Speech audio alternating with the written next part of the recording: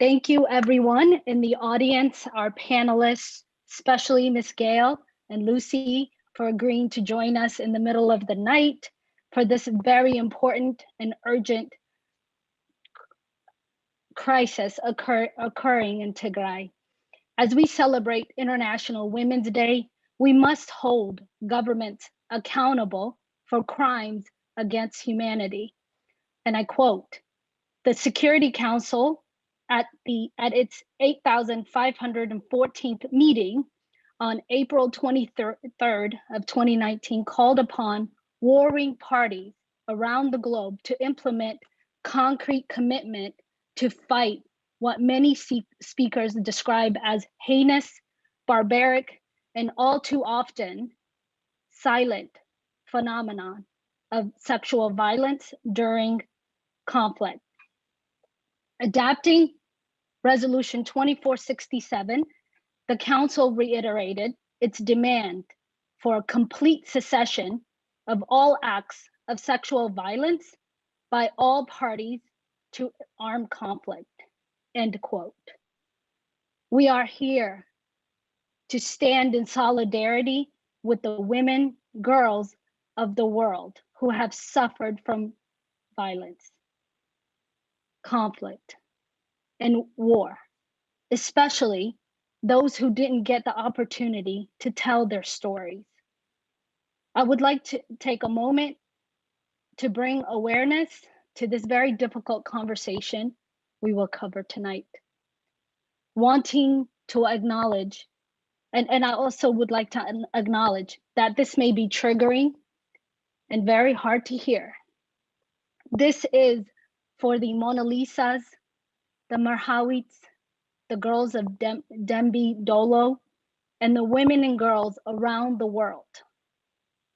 We would like to thank the following organizations for supporting HPN, Health Professionals Network, and this event: UNFPA, UN Women USA LA, MSF, Operation Rescue, UNA, and Project Cure. I invite you to watch and witness a short message of hope from both Tigrayan women and allies alike in this time of despair.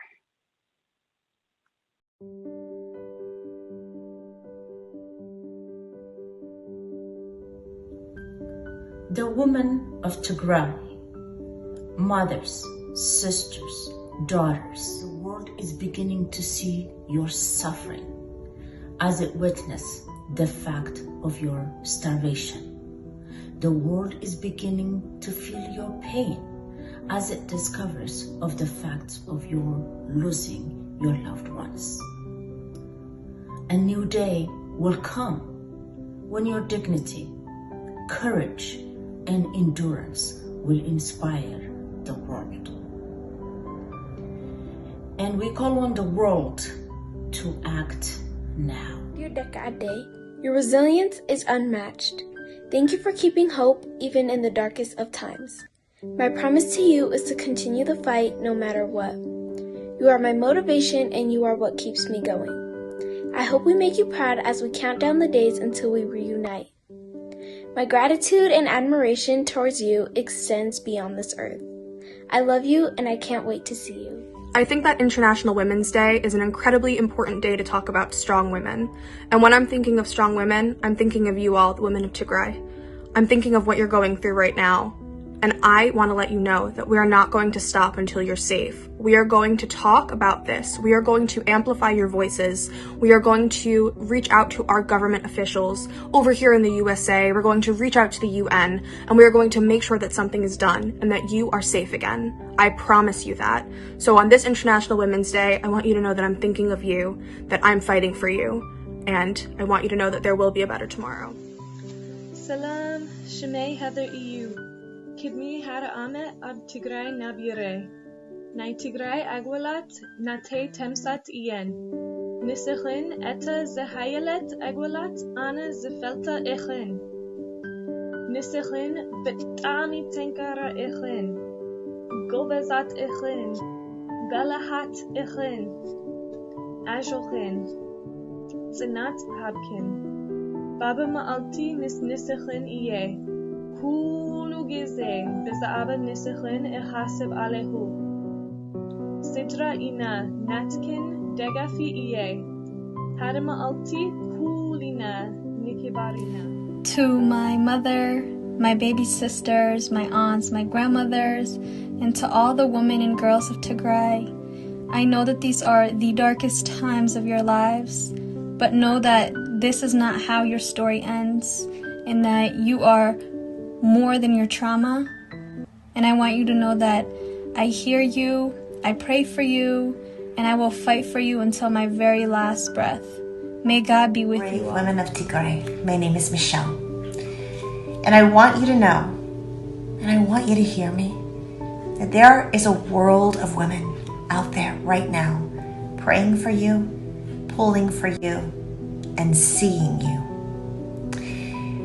And my life has been greatly influenced by the works of the great writer, the great inspirational figure Maya Angelou, who once wrote, "We can't always control the circumstances that happen to us, but we can decide not to be reduced by them, diminished by them." So I send out a message to you of never forgetting your worth, who you are, the dignity of your identity, and to know that we, women around the world, stand with you and for you. This year, I would like to dedicate Women's Day to the strong, kind, loving, hardworking, patient by the doings of ethnic war that is happening right now.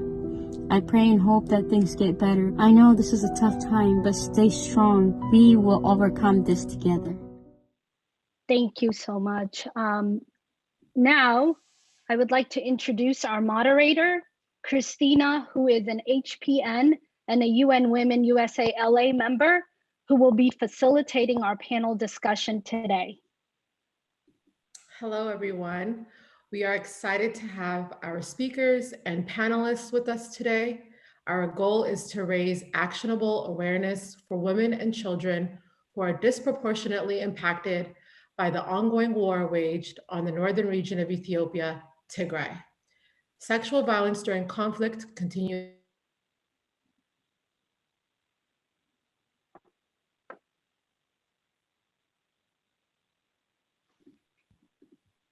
Sorry about that. Sexual violence during conflict continues to be dramatically underreported because of risks, trauma, and threats associated with reporting. The region of Tigray is no exception to this. With access still remaining restricted, the current SGBV figures that will be shared today will be based on those who have access to and were admitted into hospitals in Mekelle and Adigrat. To add context to what the term conflict-related sexual violence means, according to the UN, it refers to rape, sexual slavery, forced pregnancy, forced abortion, and any other form of sexual violence of comparable gravity perpetrated against women, men, girls, or boys that is directly or indirectly linked to a conflict. The UN is an organization that aims to maintain international peace and security with 193 member states, Ethiopia being one of the founding members. As stated before, it was deemed a war crime by the 1949 UN Geneva Conventions, giving states the duty to find perpetrators within their territories and prosecute them. Sexual violence was not recognized as a crime against humanity until 1993, when the mass rapes of Yugoslavian women were acknowledged in the International Criminal Tribunal Court in former Yugoslavia. In 1994, the definition of sexual violence was refined. Following the genocide in Rwanda, the International Criminal Tribunal for Rwanda considered rape to not only be a war crime, but recognized it as a genocide when committed with the intent to destroy a targeted group. However, it was not until 2002 that the International Criminal Court, or ICC, could hold sexual violence perpetrators accountable. In recent years, sexual violence has received significant attention by the UN Security Council through adoption of resolutions, including the zero tolerance policy for sexual violence during armed conflicts. Yet 70 years later, rape is still being used as a tactic of war to humiliate, dominate, instill fear in, disperse, or forcibly relocate civilian members of a community or ethnic group. Accountability remains an issue, largely in part due to the need of improving the implementation of the laws and prevention of such crimes on the grounds.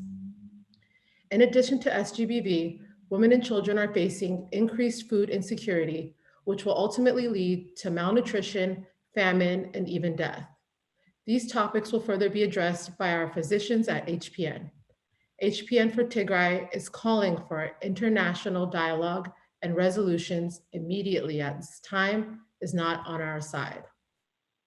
Meet our MCs for tonight, Beth and Sarah, who are graduate students and research analysts for HPN. Before we dive into this panel discussion, it is my pleasure to introduce the founder and president of HPN, Dr. Rishan, an emergency medicine physician and a first responder in this pandemic. Dr. Rishan, will you tell us more about Health Professionals Network for Tigray? Thank you. Good evening, everybody.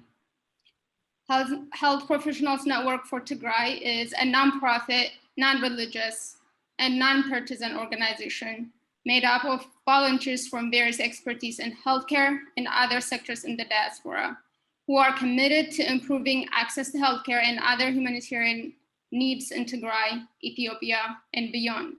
HPN was established in 2020 in light of the humanitarian crisis caused by the war in Tigray. If I can share a little about me and how HPN came about.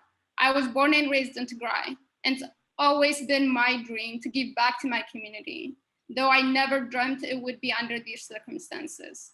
This is not a singular story. Out of despair, I started organizing with like-minded individuals, and this is how HPN was formed. I am so thankful that now HPN has grown to be a network with over 240 members who are tirelessly working to help the people of Tigray. HPN's short-term focus is to alleviate the devastating humanitarian crisis.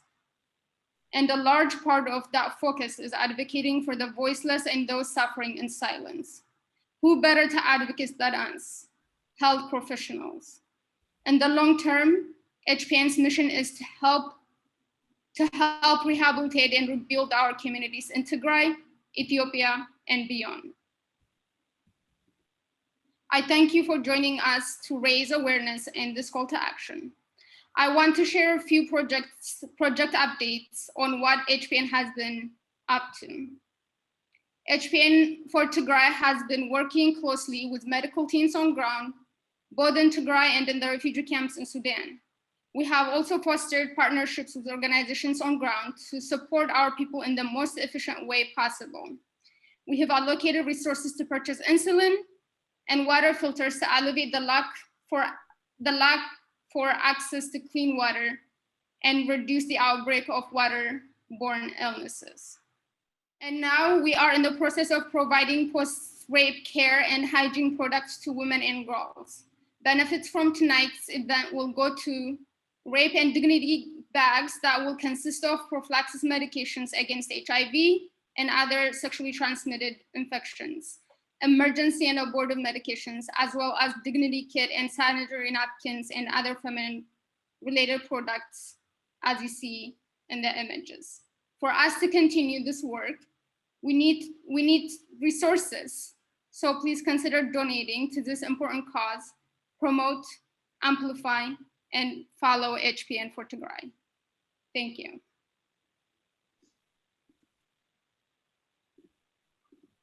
I would like to introduce our keynote speaker for the evening, Freweini Mebrahtu. She is the CEO and founder of Mariam Seba Sanitary Products Factory and CNN Hero of 2019. Freweini designed and patented reusable feminine hygiene pads. Her factory in Gayle produced 750,000 pads and 300,000 underwear a year, reaching over 1 million girls in Ethiopia.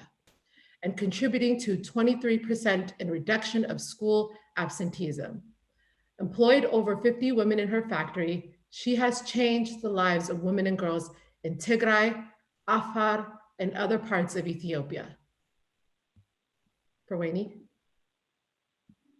Thank you, Christina. Good evening. Good evening, everyone. I would like to wish everyone a happy International Women's Day. Dear all members of HPN for Tigray, dear panelists, and all participants, as the face of HPN for Tigray, Women, Girls, and Children Health Group, thank you for giving me the opportunity to speak on the crisis in Tigray on this important day. A few days ago, I found an empty blister pack of amoxicillin in the bottom of my purse. It was manufactured by Addis Pharmaceuticals in Adigrat. That one strip of pills, it symbolized the extent of devastation I feel because the factory that produced the medication is now gone. Stripped of all these machineries and raw materials, the medicines it produced are gone. When there are so many who now desperately need this medication. And the list goes on. The clinics, hospitals raided and emptied of equipment and medicine. Universities raided and emptied. Factories looted and destroyed. Places of worship attacked. Our young girls and women raped. Our young men executed. And now our people face the risk of starvation on a scale we haven't seen in a recent history. Those of us who are old enough to remember the famine of the early 80s feel the horror of it in our bone. I cannot believe it's happening again. It was not supposed to happen again. And again, our people are starving because of war. There is a saying in Tigrinya,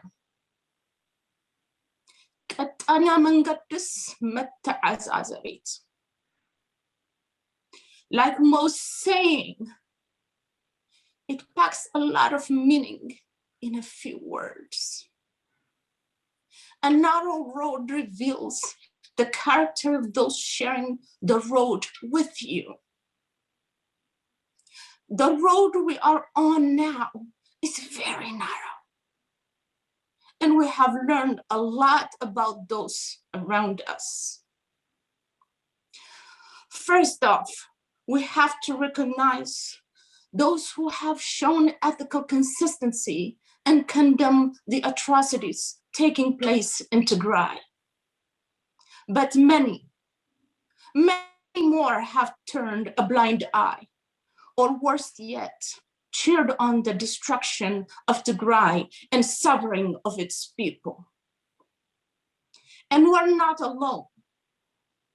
There are cries for help from all over Ethiopia. People are losing their lives in every direction. History shows us the day of reckoning comes eventually. We will be asked by our children and grandchildren and by history and by God to count for our actions and inactions. How will we answer? Thank you. Thank you, Freweini.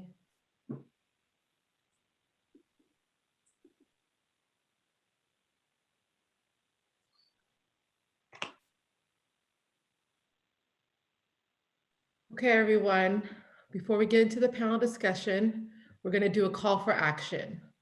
I want everyone to take out their phones, and then I want you to tweet "End SGBV against women and girls, #Tigray," with the following hashtags: IWD 2021. The next hashtag is HPN, the number 4, girls, and HPN, the number 4, women. Please refer to the screen in chat to see what you're supposed to tweet, including the hashtags. Also be sure to tag the following Twitter pages: End Rape in War and HPN for Tigray. Okay, thank you, everyone. Beth and Sarah. Hi, everyone. Thanks again for tweeting and thank you for being here. I'm Sarah and I'm going to give a little bit of background. Tigray is Ethiopia's northernmost region and it borders Eritrea to the north and Sudan to the west. In the map shown here, Tigray is the area in pink. For a comparison specific to the United States, the region is larger in size than the state of Maryland, but slightly smaller than West Virginia. Most people in Tigray, as in most of Ethiopia, are farmers who live in rural areas. Data indicate that the population is anywhere from 5.4 to 9 million people. Ethiopia's population is greater than 100 million, making it the second most populous country in Africa. Focusing on children, girls, and women in Tigray, it's important to know a couple measures that are accurate for before the humanitarian crisis began. Women accounted for over 30% of heads of household, which is high relative to the rest of Ethiopia. Previously, the region was more impoverished than other places in the country. However, Tigray had made great strides in its development, with its level of poverty catching up to the national average in recent years.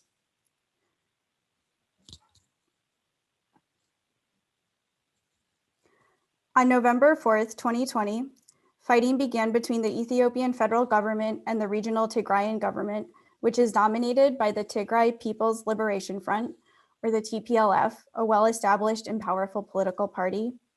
The start of this conflict saw telecommunications, including cell phone service and internet access, go down all over Tigray.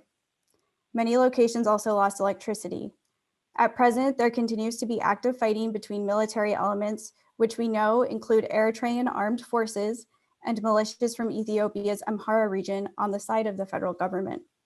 There have been attacks on civilian populations and infrastructure. Many, if not most areas, are still without telecommunications or electricity. This is one reason observers describe this war as taking place in the dark. Before the conflict began, 600,000 people in the region relied on humanitarian assistance and 1 million received food aid. It's important to note too that in 2020, locusts descended upon East Africa and destroyed crops.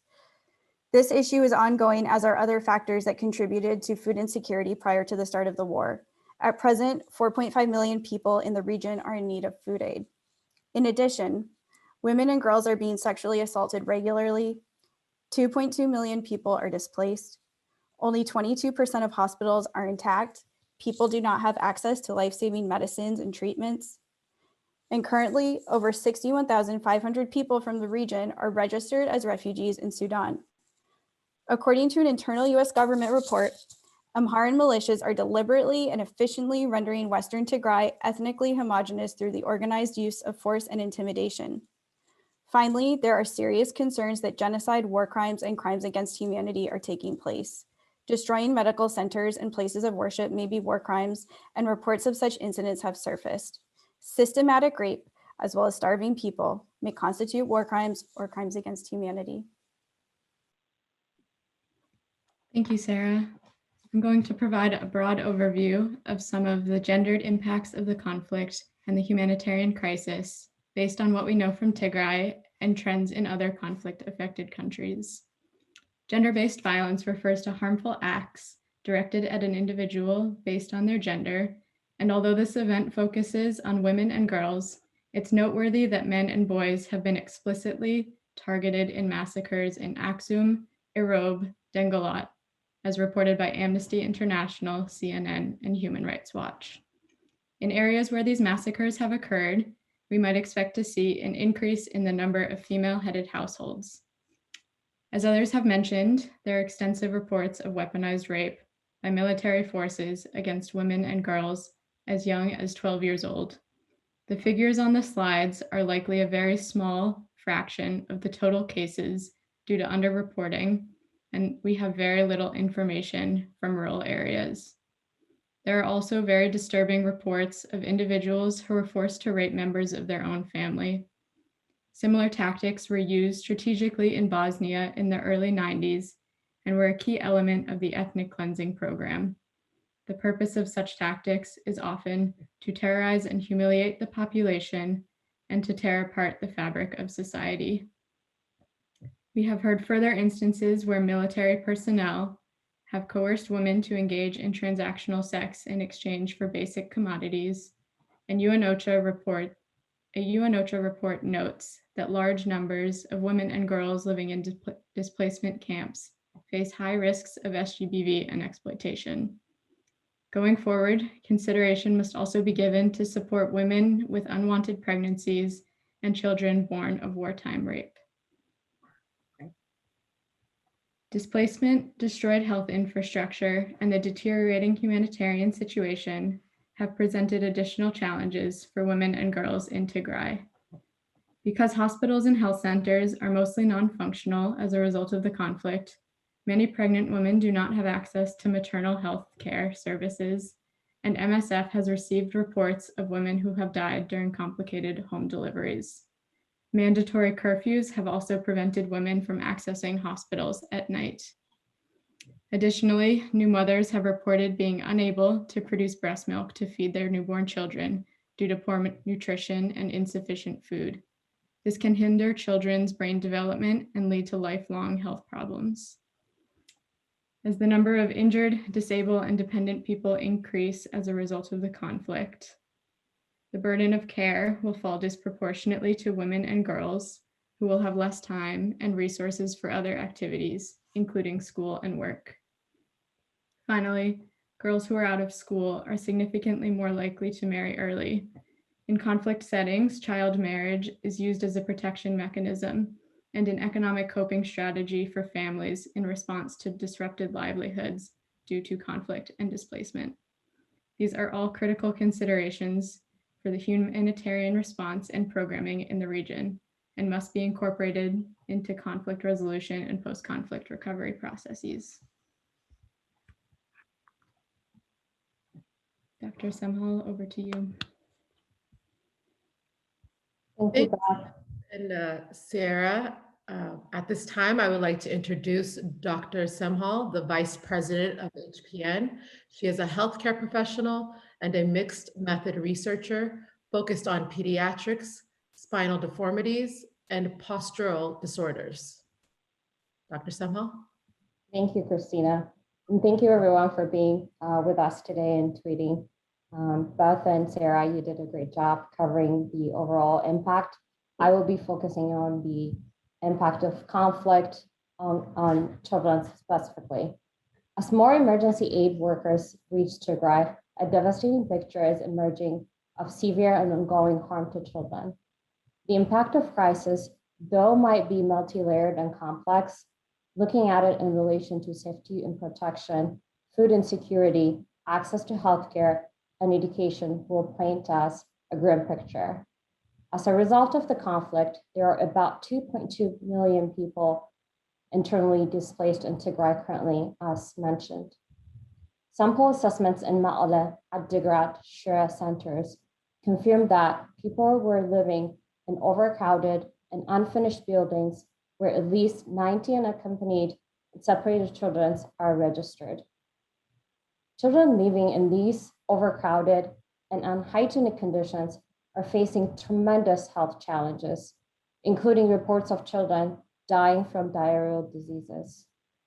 One assessment done by UNICEF and partners early in January showed alarmingly higher rates of severe acute malnutrition, ranging about to 10% among children less than age of 5. This is far above what WHO considers to be an emergency threshold and could potentially put the lives of up to 70,000 children risk for dying. In addition, a more recent assessment done in 5 accessible areas of Tigray reported higher numbers of emergency levels than global acute malnutrition.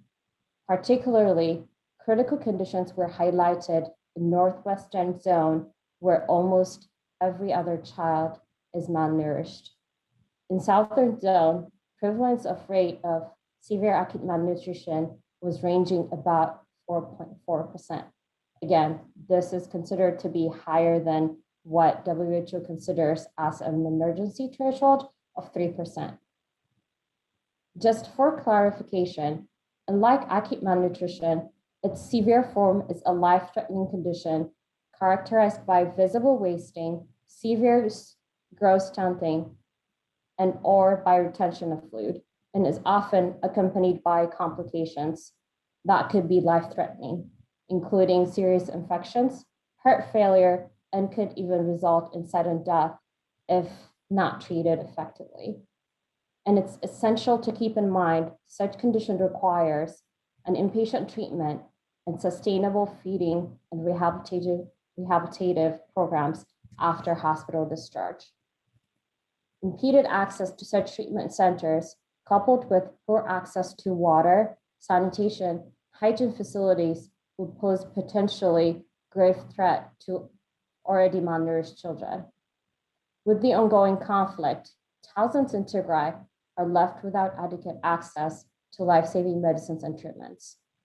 Although the 2 referral hospitals in the region, which are located in Mekelle, which is the capital city, and Aksum, have resumed operations with limited resources, medications like insulin remains to be critically low. To put it in context, only 5 out of the 24 primary hospitals in Tigray are fully functional today. And when you look at it from the total number of health facilities in Tigray located, are 205 health facilities. Currently, only 40 are fully functional and accessible. This is 22% of healthcare access in Tigray. And with 36 partially functioning, it is indicative of healthcare system in Tigray is in a state of collapse. In relation to education services, according to a MSF report citing Ministry of Education, 25% of schools in Tigray are damaged by the conflict. And with the remaining schools being used as a temporary shelters for internally displaced people, access to education remains to be hindered. Increasing food insecurity, lack of materials, limited number of teachers are also considered to be major barriers for kids to get education. Despite some efforts to establish temporary spaces and renovating schools, prolonged interruptions of schooling will put 1.3 million children in Tigray out of school. Thank you for listening. Christina, take it away. All right, everyone. So here are the ways that you can get involved. You can connect with us on social media, Twitter, Facebook, Instagram, the same name, HPN for Tigray. You can also join as a member, subscribe through our website, and donate. Those 3 options are there for you on your screen. Make sure to take a picture of it with your phone or highlight and save it.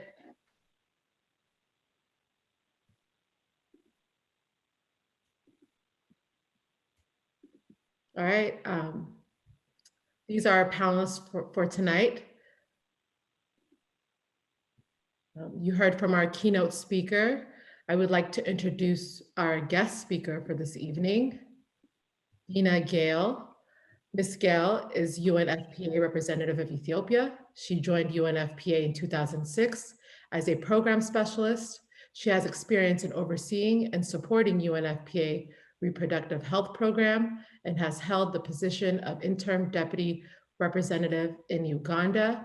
United Nations Population Fund works with the government, other UN agencies, and partners to improve access to sexual and reproductive health care in developing countries. Welcome, Ms. Dina. Ms. Gayle. Our next panelist is Consolee Nishimwe. She is an author, motivational speaker, and a survivor of the 1994 Rwanda genocide. Today, Consolee is a public speaker on genocide, a defender of women's rights, and an advocate for other genocide survivors. Welcome, Consolee. Consolee Nishimwe. Just wanted to make that addition. And our next panelist, Lucy Kassa. She is a freelance journalist, writer, documentary producer, and director in Ethiopia. She has worked with internationally known publishing companies such as LA Times and Al Jazeera.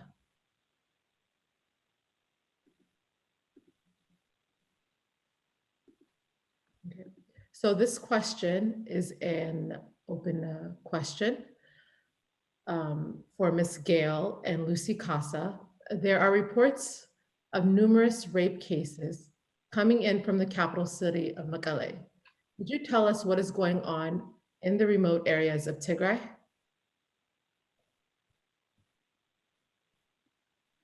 Lucy or Ms. Gayle? Okay. You want me to start in there? So first of all, let me thank the network for inviting me to join our minds and our hearts as we have a discussion around what can we do and what can we do better to respond to the crisis in Tigray. Let me apologize for the voice. It's almost 4:30 in the morning in Addis. And so you can imagine that I am being confronted with sleep. And that has been for a couple of days because, as you can imagine, we have had to jump into this crisis full on. Indeed, I am the United Nations Population Representative to Ethiopia. I just recently joined this country office, and actually beyond Uganda, this is my fourth country on the continent. I've worked in Uganda, I've worked in Ghana, and I've worked in Namibia most recently, and now in Ethiopia. So you are right. To the point of your question, it is true that we have received numerous cases, rape cases coming out of the region. And until a week ago, most of the reports of these sexual and gender-based violence were coming mostly from the urban city of Mekelle, where the services were still somewhat available, though not fully functional. So there was some level of access. This was not the case for the rural areas, where the referral mechanisms, basically the services around health, psychosocial support, police, and justice, were not available. So the infrastructures were no longer available. Though it may take time for us to fully comprehend and assess the depth and scale of the violence against women and girls, the humanitarian actors up until recently have been granted blanket approval and unfettered access to the region. So, and that was only just last week. So now the national authorities are also asking for international support to investigate some of these allegations. And my hope is that we should be ready. We should be ready to provide the necessary support to respond to the needs of women and girls that we still don't know the exact proportion of the needs, but we ought to be ready. We ought to be ready. Otherwise, we will only add to the pain and the despair and the disappointment if we are not ready to jump in there and provide the services now that we have been granted access as humanitarian actors to go in and to understand what is happening in the region and what are the needs on the ground. Thank you. Hey, Dr. Rishan. Yes, thank you. Given that we've been talking to providers on ground, mainly IDER, it is true, I do agree with Ms. Gayle. The magnitude of what's happening in the rural areas is currently, there is no full understanding of that, since there is complete blackout of access to those areas and also reporting from those areas.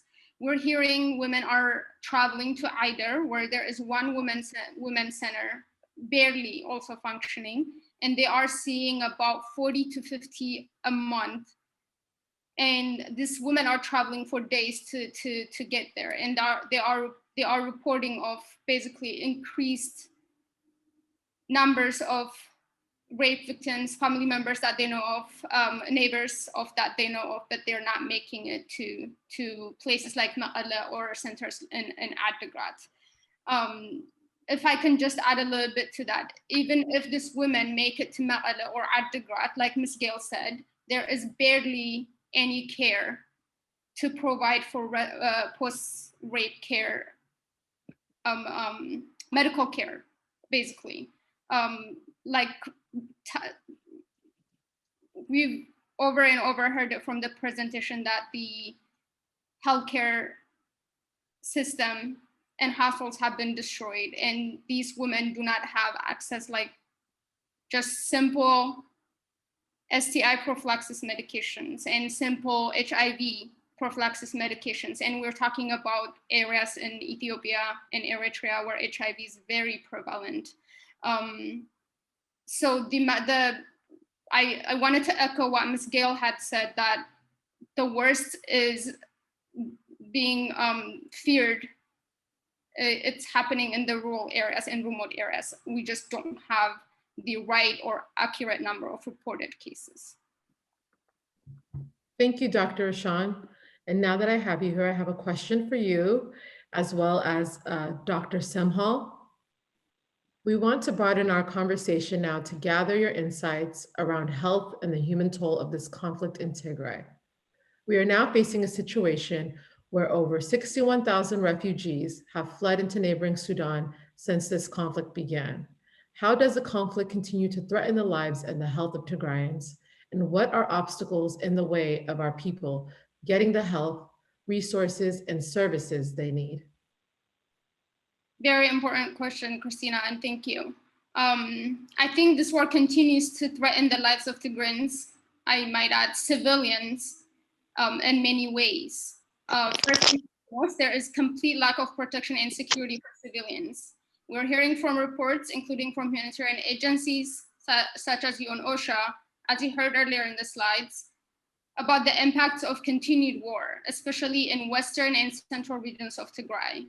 It continues to claim the lives of civilians. As we heard, we cannot lose the sight of the confirmed reports that are coming out, massacres of civilians in Aksum, Mariam, and Europe, to name a few. It continues to threaten and destroy the lives and livelihood of women and girls, as young as 12 years old, like we heard in the slides earlier. It has led to forced migration of civilians to neighboring Sudan. These are people who were physicians in their own right, who were farmers in their own right, who were business owners, and a lot of them are women and children. It has led to 2.2 million internally displaced populations in Tigray. Most recent report from an humanitarian agency had reported there are 50,000 internally displaced populations in Meqelle and 50,000 in Shira. These people are living in inhumane conditions, in abandoned buildings, in abandoned schools, in overcrowded family spaces with no access to privacy, no access to clean water or wash, which is feared to lead to outbreaks of communicable and waterborne illnesses. I think the complete blackout of essential services such as banks, clean water, electricity, communication, and the looting of properties and destruction of harvest has led to over 4.5 million people without access to food.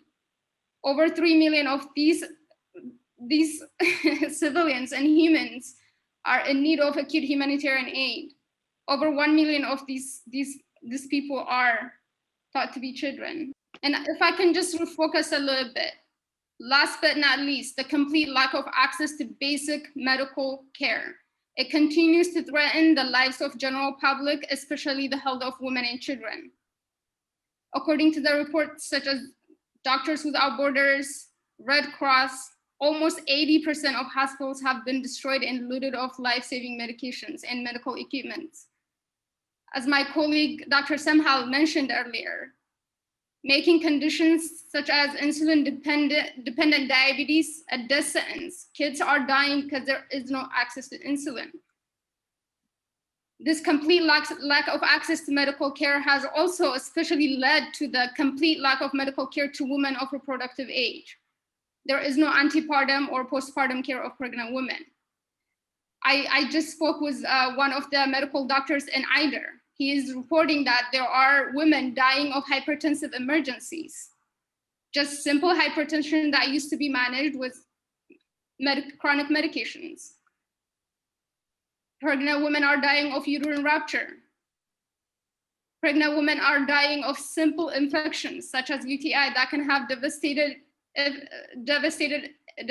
impact on pregnant women, but could be treated with simple antibiotics.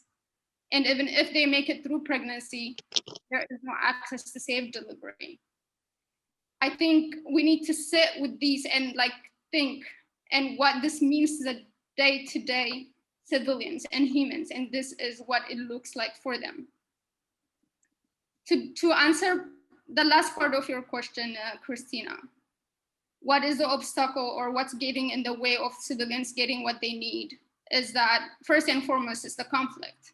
All the humanitarian agencies have aired that the ongoing conflict, continued looting of resources and killing of civilians is what's getting in the way of people's lives. And if I may just add, not just civilians in Tigray, if I can just remind that 6 aid workers have been killed during this war. In addition, the lack of unhindered and unfettered humanitarian access is contributing to the worsening of unmet humanitarian need in Tigray right now. Ms. Gayle did mention that starting last week, we are seeing a little bit increase of humanitarian access into Tigray. This war has been going on for 4 months. The humanitarian agencies are still catching up and the humanitarian need is dire. So I would say those top 2 are what are getting in the way of our people getting the help and the humanitarian aid that they need. And if I can close with saying that still 80% of Tigray remains unreachable and cut off from the rest of the world. Thank you. Thank you, Dr. Rishan. Dr. Semhal? Thank you, Christina. Like Dr. Rishan mentioned, the biggest challenge right now is the ongoing conflict in itself, which continues to pose a consistent threat to all civilians, and in particularly for most vulnerable populations, including women and children. And like Rishan mentioned, with 80% of the region being 100% completely cut off from receiving any type of humanitarian assistance, it's really difficult to understand the true extent of the impact for children across the region. With that said, the little that we know is already troubling news. With 78% of hospitals destroyed, the conflict resulting in suspension of essential public health programs, such as immunization services, leaving children at a risk of suffering from preventable diseases, such as measles and whooping cough. For example, we are learning reports of about millions of vaccine vials being ruined due to the lack of electricity in the region. Life-threatening malnutrition is still a major concern for our people, particularly for our children in Tigray. As food supplies run out, and the reports coming out from the shelters in Mekelle and Adigrat and some of the accessible areas showing there is alarming rate of severe acute malnutrition, several thousands of children are at risk of dying from starvation. Safe water is the other major obstacle in getting the health facility they need to survive. With the safe water in the region being almost depleted, many are at risk of developing waterborne diseases. Children living in these overcrowded and unhygienic conditions are forced to drink contaminated waters. And that's not even the worst. Sometimes they can't get access to even contaminated water or river water. So they have to travel many, many miles away from the centers or from their village to secure a water just to have to drink. And from the very little that we know, we can only imagine what the full extent of the devastation might be. We can only learn the extent of it and fully understand it if fully and unhindered access is granted. Thank you. Thank you, Dr. Semhal. Thank you, Dr. Rishan. I'm going to go on now to the next question. Okay, thank you so much for inviting me to this webinar. I am here to present the facts and the reports of sexual violence. I verified as a journalist. I don't want to go into analysis because as a journalist, I'm expected only to present facts. So I first came to know about the case of sexual violence in Tigray conflict in early December. There were women internally displaced to Mekelle from the Tembin town of Abiy Adi. Among them was a mother raped by soldiers of the Ethiopian army. I talked to this 45-year-old mother, who was physically and psychologically very traumatized. She wasn't willing to report her case. She was either not willing to, she wasn't either willing to talk much. But it wasn't only her. There were many other women alongside her who came and who experienced similar abuse. So her story is published actually in Bistan Sakul, the magazine I work for in Norway. So the story about Mebrahtu came after all of that. What makes it different was that it was a gang rape and that her abusers were Eritrean soldiers.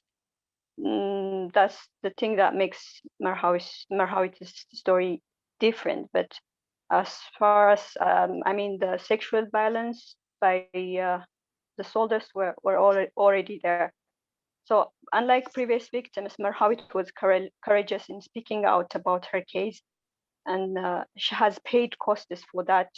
She has received threats and harassments after her interview with me. As you can read in the story of LA Times, it wasn't only her. Even in the day she was abducted, there were 8 other women held captive in the camp of the Eritrean soldiers. These camps are located in the road to Zalambesa, in the rural villages. When I talked to residents of the area, they told me the Eritrean soldiers abduct women of the village almost every day and held them captive in their camps for weeks without any food. They gang raped them for weeks. So the issue of sexual abuse has become now a normal thing in Tigray. Personally, I stopped feeling shocked when I received these kinds of reports because I am used to these kinds of reports. I'm used to the brutality. It no longer surprised me. And the thing is, most cases are not reported. It is only few cases. The women go to the hospital only when they have a serious physical injury like Mebrahtu. But in other cases, they just don't go to the hospital to report. But the Ethiopian government has been rejecting these reports of.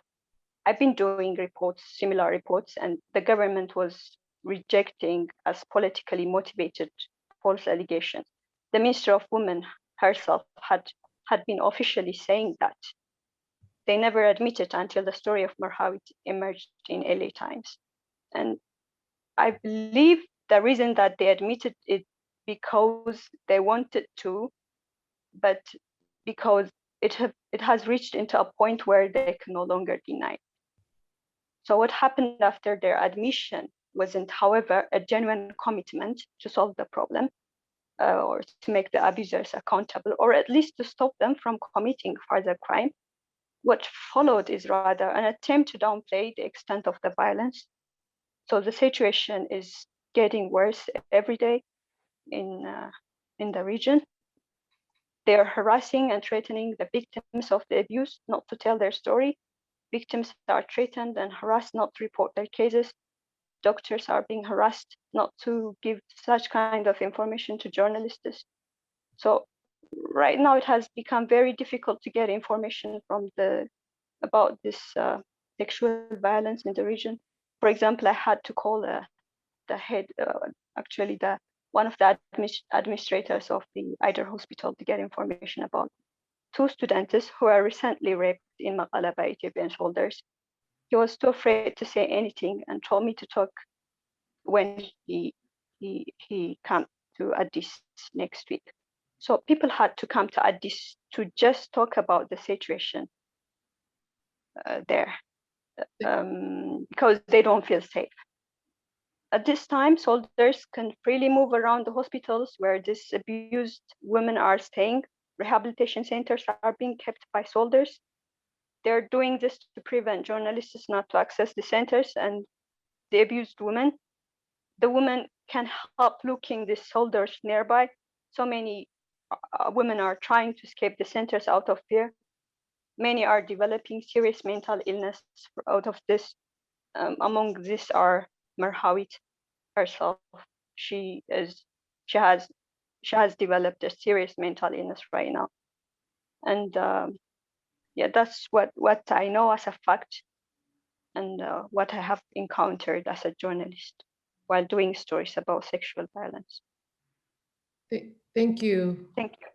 Lucy, for elaborating on what's going on in Tigray in regards to rapes and what you know of. I would like to turn the next question to Ms. Gayle. Health access and the weaponizing of rape in Tigray remains a main concern. During the meeting in December, UNFPA had shared a 6-month intervention plan that addresses concerns over the humanitarian situation with SGBV and women and girls' health in Tigray. Can you share more details related to this plan and how it will be implemented in Tigray? Yes, that's correct. We have put in motion a response plan. The response plan is being implemented, and it even was implemented even when we didn't have full access to the region, because we were working through some of the other humanitarian partners, particularly NGOs and international NGOs that were nationally and internationals that were already on the ground providing support. So the plan it has 3 parts of it. One is to ensure that we can continue to provide access to maternal health services. Number 2 is to ensure that we provide prevention and response to sexual and gender-based violence. And the 3rd component of it is on mental health and psychosocial support. And we also have a component on prevention of sexual exploitation and abuse, because as you have heard from the presentations, indeed, humanitarian support can be trade off sometimes. Protection can be trade off for sex or continuing violence. So what have we done in terms of this plan? So far, UNFPA have pre-positioned over 35,000 metric tons of commodities and kits in the region. These kits are maternal health kits, delivery kits, clean delivery kits. We have dignity kits and we have rape kits. Some of these kits have been given to some of these NGOs that are on the ground providing mobile services, because like you rightly heard from the presentation, some of the facilities have been destroyed. So we work it in 2 prongs. We're going out and mobile clinics, and they're being provided with the kits to be able to deliver the services. And we are refurbishing those facilities that are functional at the moment. In terms of we're also deploying midwife. We have managed to subcontract a number of midwives through the Midwifery Association in this country, and we have deployed them into the camps and on these mobile clinics, and they go out and support and provide the services. We are now also bringing on board mental health professionals, social workers that we're going to deploy also to do psychosocial support. We also have a number of a one-stop center and a safe house that we, for many years, have been providing support in the region, but we are now extending to have temporarily some of these. We're working with some of the partners on the ground to have temporarily safe houses where the women can access the services and be protected while we work towards potentially and eventually reintegrating them back in their communities. As I said, all of this was done before we even had full and unfettered access, which we now have. So now we're rolling out to go into the rural areas. But as I said before, now we have to be prepared, because the estimation of what we did was for 3 months, and now we are 5-6 months into this. And therefore, we have had to scale up on our resource mobilization. We have had to scale up and request from our unit in Copenhagen to send in more of these reproductive health commodities, more of these maternal health commodities, and more of these dignity kits. And let me give you 2 examples of some of the things that we have done. You know that the UN were part of teams that were going in to do, to assess some of the situation.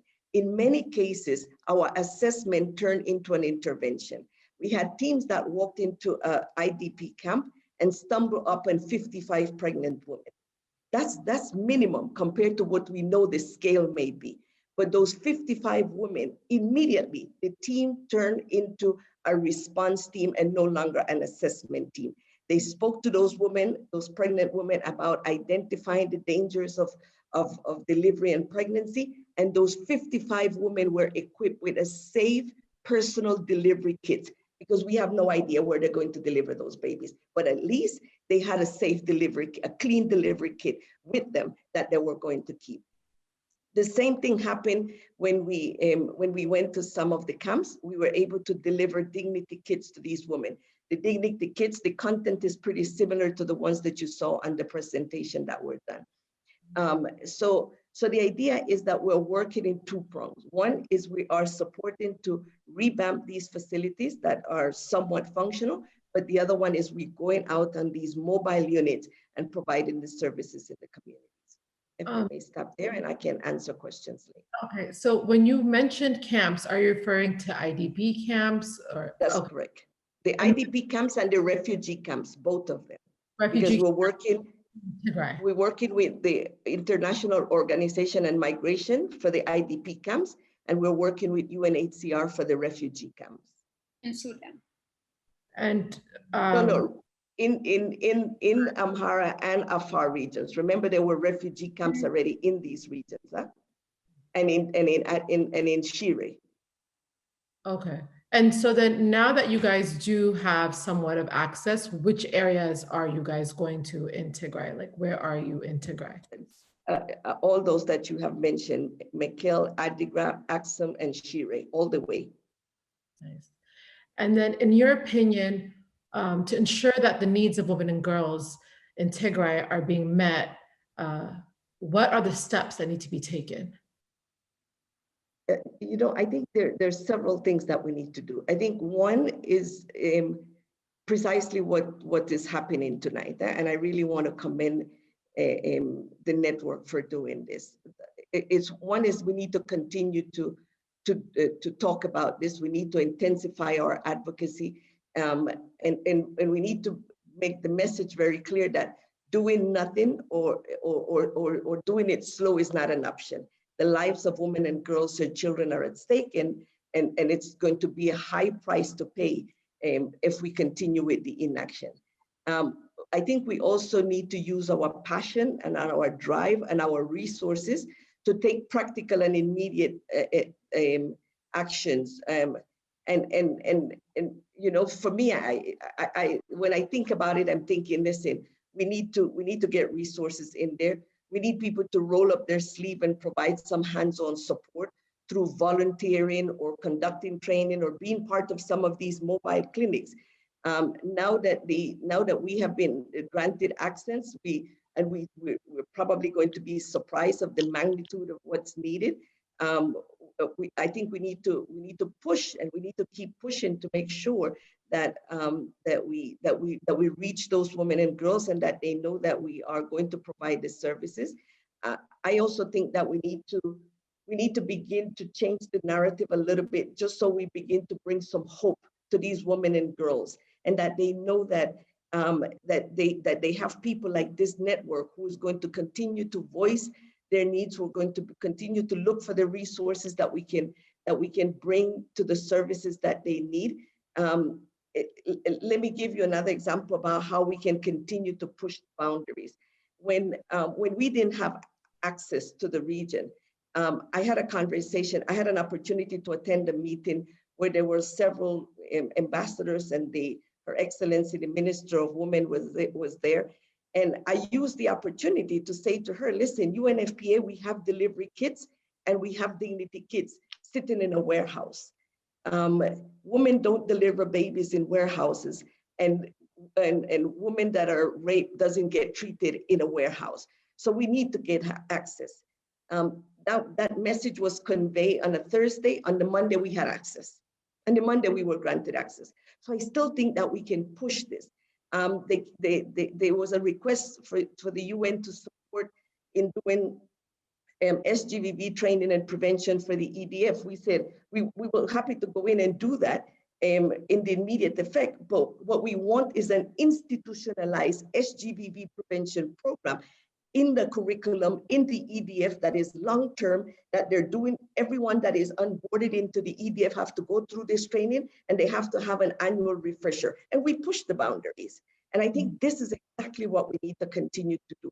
If we don't push the boundaries, if we don't challenge the narrative, and if we don't get the services in there as quick as possible, we're going to have much to report and much to convey to the international community for our inaction. Thank you. Thank you, Ms. Gayle. You know, HPN has almost 50% of their members are health professionals. So there are plenty of people here who are ready and willing to go and help. If you ever need them, just let us know. I'm going to go ahead and get into the next question. This question is for Consolee. You are a survivor. Your presence today is a true testament to your resilience. We are privileged to have you join us tonight, and we thank you for your willingness to share your unique perspective as a survivor of gender-based violence in times of civil war. We wanted to offer you an opportunity to share your powerful experience as a way to emphasize the need for attention on the crisis in Tigray. Thank you. Thank you so much for having me today, HPN. I really thank you so much for inviting me to be part of this event, a discussion. It's very important. As a genocide survivor, I know firsthand what it feels like being targeted and brutally raped, and the pain you live with after going through that. So a little bit of my experience: when the genocide happened, I was 14 years old, and in Rwanda in 1994. As many of you know, that also in Rwanda during the genocide, rape was used as a weapon, which was specifically because we were Tutsis. Tutsis were murdered, were being murdered during the genocide, minority Tutsis. It was a genocide against the Tutsi. And the Tutsi women were targeted, and it was from young to old women. And unfortunately, it happened to me during the genocide. It was hard for any Tutsi woman to find a safe place to hide during that time. So during the genocide, without going probably in a lot of details of what I've been through, I lost my my dad and my 3 younger brothers, and many of my family members on both sides, on my mom and my dad. So my grandparents, uncles, and everybody I loved. So, and again, I was targeted and raped by a neighbor, and now I live with the consequences. So I live with HIV as a result of what happened to me. So I'm not the only person who live with the consequences after the genocide. So there are many women now who had kids, who live with HIV, who have other, and the trauma also itself is really a lot to carry. It's a burden to carry that within yourself. It's not easy for any rape survivor to find the words to describe the pain you carry within yourself. That's why it's very hard for me to hear that any other woman anywhere in the world is going through what I've been through. My heart breaks for women in Tigray, and it's hard for me to think what they are suffering right now, and the pain, and the world is watching, and no one is doing anything for them. And I'm truly grateful for everything, all of you, what you're doing for them. And they need us. They need our help. They need for everyone to speak for them and to be there for them, because it's very necessary. And the trauma itself they are going through, it's unimaginable. It's harder to even describe that. It's very important to make sure that everybody who is here, to do whatever they can to speak out, use your platform, whatever you can to speak on behalf of these women and girls, and make sure you do your best you can to make sure the international community know this, and do whatever they can to be there. And they need our help. So for me, being here tonight is very emotional, but at the same time, I feel like it's very important for me to be here. My heart breaks for them, and even now for me, that's the main reason I do what I do, because even now in Rwanda, it's been 27 years, we still suffer with the consequences. So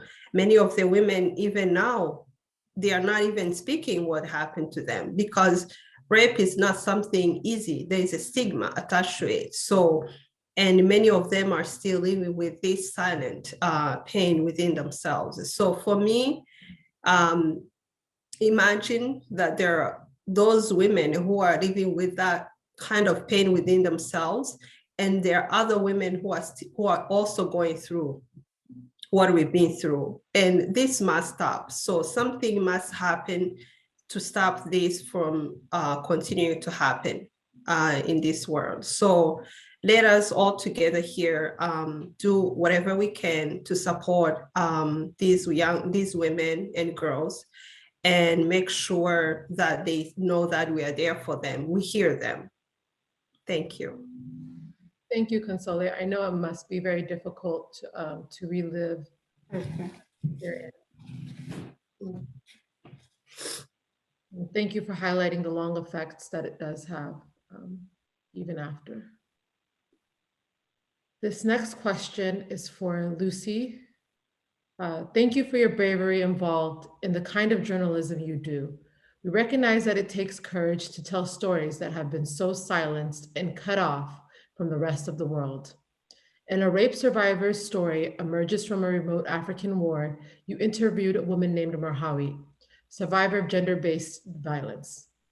The article not only reached international audiences, including key policy leaders, but it also helped humanize the conflict through the way it told Mebrahtu's story. It led to a social media campaign with I Am Mebrahtu that was shared across platforms. Share with us the experience and the impact of researching and reporting such stories.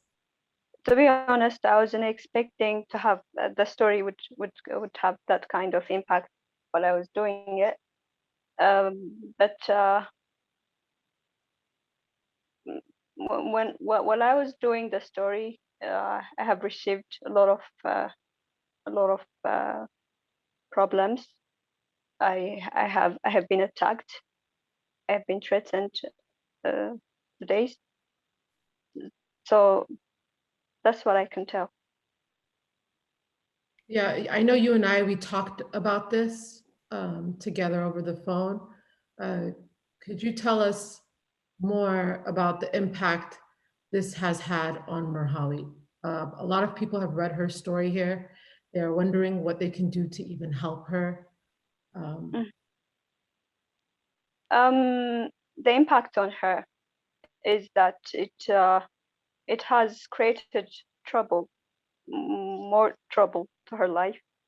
After her interview with me, she was harassed. She was threatened for saying that the Eritrean soldiers who gang raped her.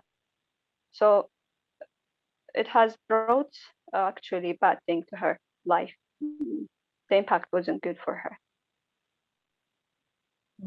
And how is she currently doing? Is she back home with her family? Is she in a facility? She's in the facility. As I said, the facility is being guarded by soldiers.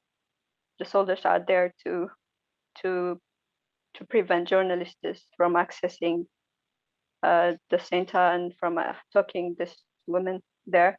So you can imagine what it will mean for the women to see the soldiers around there. So I heard that Mebrahtu has tried to escape from the center because she, even before that, she had fears that anytime soldiers would come to the center and gang rape her again, and she tried to escape. Now a very serious mental illness. Okay. Well, I believe if anyone has not read her story yet, the article is in the chat box. It is called "A Rape Survivor's Story Emerges from a Remote African War" through the LA Times, written by Kassa. I'm going to go on now to the next question. This one is also for you, Lucy. How is the situation in Ethiopia, especially in Tigray, from what you're seeing on the grounds? How has the reporting impacted journalism during this ongoing war in Tigray? My reporting, you mean? Yes. How has it impacted journalism during this war? Media. I don't know. I mean, to be honest, I wasn't expecting that it would have this much impact when I write the story. I didn't expect that, and I didn't assess its impact on journalism during this ongoing war in Tigray. Yeah. Did you experience any difficulties with journalism or reporting on the situation in Tigray? Yeah, I have, as I said, I have been threatened to be killed by 3 armed men who came into my house. I have been harassed, and the evidences I collected during the process of this story were all taken. My house was searched. And at this time you were in Ethiopia, correct? No, I'm not in Ethiopia. At the time when, okay. At the time I was in Ethiopia. It's just after the attack on me that I left Ethiopia. Because there was propaganda from the government that I wasn't a legally registered journalist. And there was a threat to my life there. So I was forced to leave the country. How are you actually. doing, Lucy? I'm not still safe. I don't feel safe. What would you like to tell other women out there who have thought about speaking up but have held back? I would tell them to speak out, no matter how difficult it would be, the consequence. I would advise them to speak out. Thank you, Lucy. Thank you for your bravery, and thank you for being here with us this evening. Okay, now we're going to take a breather, everyone. I want you to grab some tissue if you need, a glass of water, and also I want to share with you guys the 3 ways to get involved. Again, connect with us, HPN for Tigray, Twitter, Facebook, Instagram. You can also join, subscribe through email, and donate. Your contributions do go to help those in need in the camps and as well as Tigray. This next question is an open question for the panel. People in our audience and Tigrayans in the diaspora are worried for about their families, many of whom live in remote areas. They are unable to reach or communicate with their loved ones. What gives you hope or inspires you in situations like this? And what would be your message to the resilient women and children in Tigray and Sudan? Again, this question is open for everyone. Freweini? Right, thank you. Well, when I was in Mekelle, with everything going on, people still took the time to share food or firewoods, any other essentials. In the midst of everything, people didn't lose their humanity or sense of community. What inspires me the most is the endurance and the courage of women and young girls like Mebrahtu and Mona Lisa. Having seen this, I'm confident that Tigray will be just fine. We will rebuild everything bigger and better than before. So let's keep on helping these girls. Let's stay united, and definitely Tigray will be just fine. We will be back on our feet. Thank you, Freweini. Is there anybody else who would like to send a message? You know, if I can come in again, I think it was yesterday for me, but it's still today for everyone else on this call. It's the International Women's Day, and the theme this year is to choose the challenge. Yeah?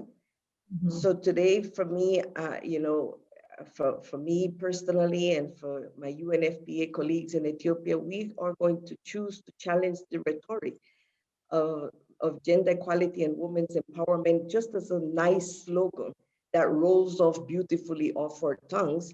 And we want to move into a space of true transformational agenda that ensures that the future is equal, that is free from stigma and stereotypes and harmful gender norms, a future that is free from violence against women and girls, a future that is better for women that are sitting at the table, women like the ones this panel today that are participating, that are willing to push beyond the boundaries. I just think that is enough with the rhetoric, and that we need to move into real transformational, into a real transformational agenda. And that is only going to happen if we push the boundaries beyond the boundaries. And so that's my challenge today. I'm choosing to push the boundaries beyond the boundaries and to no longer make this a rhetoric. Thank you.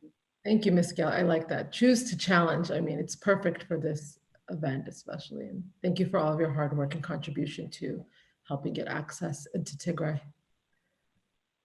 Would anybody else like to share? Can I say something? Yeah. Yes, Lucy. One thing I want to say is that it was actually the courage of Marhawit to speak out about her case that motivated me to not to step back while I was receiving all the threats and attacks, because because at that time I felt like I felt like I was selfish if I step back and if I prioritize my safety. So I hope that her courage in speaking out about her case, about her abuses, would motivate also other women in Tigray who are undergoing similar abuse to go and report their cases. Yes. And I would advise them. To report their cases, because I believe they have done nothing wrong. So they should do that. Thank you, Lucy. And just sorry. Go ahead, Ms. Gayle. Come after. No, I wanted to say, I think we're going to have to be also smart and strategic and take advantage of every opportunity that presents itself. The government have now asked the international community to assist them in investigating some of these allegations. The Ethiopian Human Rights Commission have come out and admitted that indeed they are problems. Colleagues, my dear sisters and friends, this is our opportunity. This is our opportunity to make sure that they stay true to that commitment. And in order to do that, we're going to have to keep reporting. We're going to have to call keeping out. We're going to have to bring these voices to the forefront. And we're going to have to, like Lucy rightly said, we're going to have to encourage these women to report this, to be brave to report. And when they do, we're going to have to set the systems in place to protect them when they're brave enough to come out and report these things. So I personally think this is not the time to take your feet off the accelerator, because when there is admission, then this is when we take action. So I really want to encourage us to think that way. Thank you. Thank you, Ms. Gayle. But I have a question here. Okay. Maybe. Yeah. My question is, what's the point of? I mean, sometimes I think that those women who report their cases, nothing is getting better for them. Things are getting very worse, and as I said, Marhawit, for example, after speaking out about her case, what she gets is harassment trait. So what is the point of? Sometimes I just think, what's the point of them going to and reporting their cases if they're not going to get any solution, and if their situation is just going to become very worse? Just to ask that. I think that's a question for many. How do we ensure protection for these women and girls that come out, and who would be responsible for ensuring this protection when soldiers, from various sides have been accountable for these actions?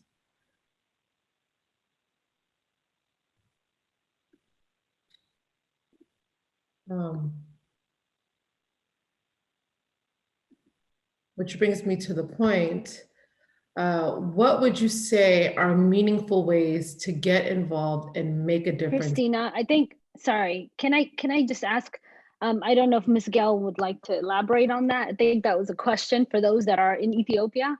So if you have, I think it's very important to ensure these women's safety, and that's a big part of when they do come forward and talk about these horrendous actions or atrocities that have been committed, what is UNFPA or even NGOs on the ground doing to assure make sure that they're safe?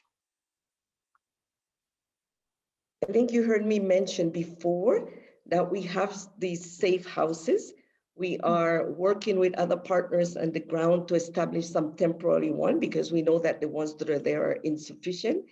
I recently had a discussion with another major US-based donor who has agreed to actually build additional one-stop centers. And the one-stop centers are different from the safe houses. Huh? The one-stop center is where the women and girls can get the initial integrated package of services. They will get help, they will get psychosocial support, they will get legal advice and support. And then these women, after they have spent some time at the one-stop center, they're then transferred to the safe houses. So we're going to need more of these. These are part of the resources that are going to be needed around this. But so that's what we will need to continue to do to protect these women and girls.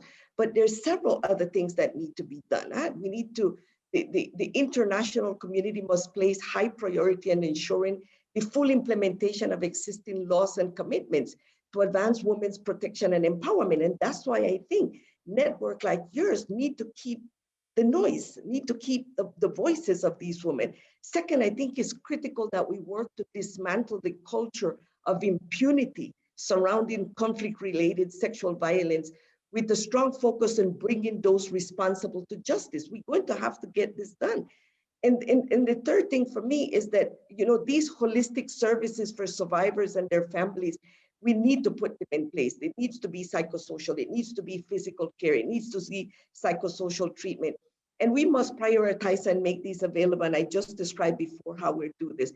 And I also think that we're going to have to place a premium on protecting human rights and ensuring the full and meaningful participation of women in these peacekeeping buildings. Listen, when we are going to have to sit at the table to talk about how we're going to work with women to bring reconciliation, to bring back unity, because you know what? We know how to do that as women. So we're going to have to bring these women to the table. You're going to have to listen to their voice. We're going to have to be uncomfortable with their stories because it's through that uncomfortness that we're going to bring real transformation and change. And as I heard our colleague said before, I think it was Freweini, I hope I pronounced her name correctly, we are going to emerge better than ever. But we're going to have the difficult conversations, and we're going to have to go deep inside the places where we never thought that we were going to go before. Thank you. Thank you. I think, Ms. Gayle, what the concern was, who can they rely on to protect them? And so you said that you have implemented safe houses. Are those employees who are protecting them? Are they soldiers who are protecting them? I can assure you it's not soldiers. Okay, thank you. I think that was not so. Okay. And are there plenty of these safe houses, or are there just a few of them? As I told you, there are few, and they're working on setting up some temporary ones. Some of the same, when you say IDPs, keep in mind that it's some of your professionals in that region. Huh? It's the midwife, it's the social workers, it's the nurses. And those same ones are now offering their services to go and support these women in these facilities because they're not working at the moment, they're not employed. And some of what we as UNFPA are doing and some of the other partners is that we're paying these social workers, we're paying these midwives a stipend to be able to go in and provide those services. I don't know if you know that even Madam President went to these safe houses. She heard from these women also. And she has spoken of the experience of having to go in there and told her security, you cannot come in here. You cannot come in with me because these women are traumatized. And they're traumatized by the mere presence of seeing one of the security forces. So these are not, they're not run by security forces. I can guarantee you that. Christina, if I can, thank you so much, Ms. Gayle, for that question. If I can piggyback a question between Salas and Lucy's question. We do appreciate your service and other humanitarian agencies giving service on ground currently, regardless how limited it is. It is very important for women and girls to have these services.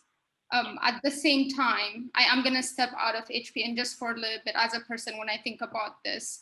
While we're providing these services that are much needed, it is very important to focus on like, how do we prevent these from happening? This seems to be a vicious cycle. It seems to be where, to what end are we gonna be endlessly providing the services while these atrocities are happening to these women and young girls? And with that, I also want to ask you, Ms. Gayle, and agencies like UNFPA and other humanitarian agencies, because you did call to action and to keep pressing on the government, that how do you keep pressing on a government that has failed to protect the civilians to begin with? How do you go about that? And what is the result that we're looking for?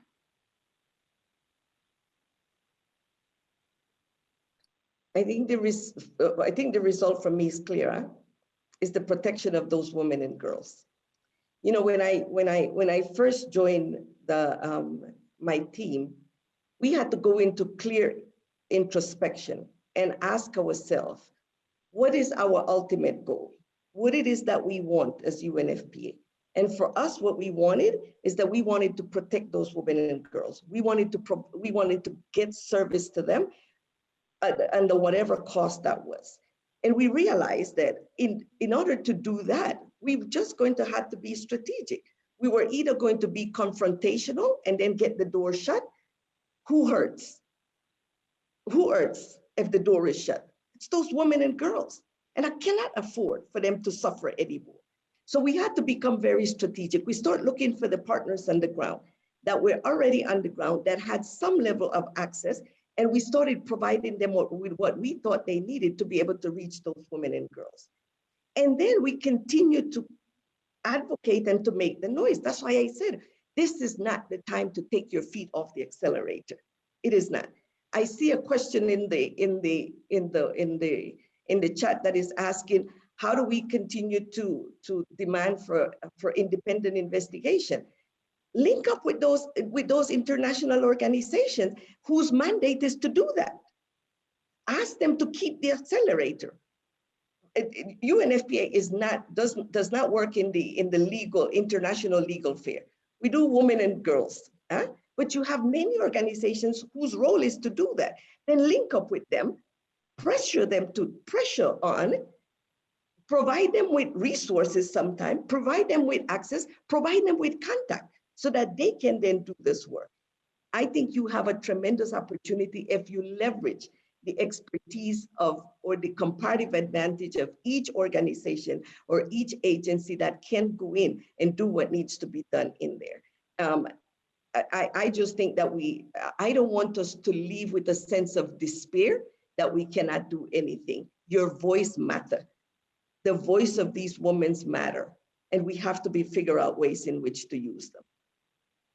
Thank you, Ms. Gayle. I think for many, it just becomes challenging at times because the narrative that we're being told here is being framed as, we're being misinformed, or it's not that many number of rapes. And so sometimes we feel like our voice is falling on deaf ears.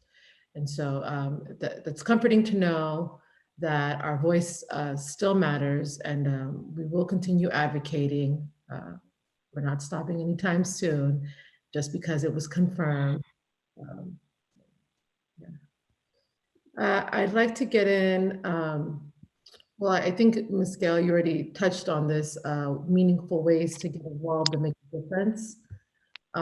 Is there anyone else that would like to suggest ways to get involved to help make a difference to end sexual gender-based violence?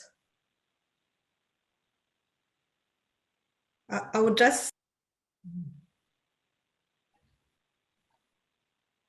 okay. All right, so you can hear me? I'd love to say something.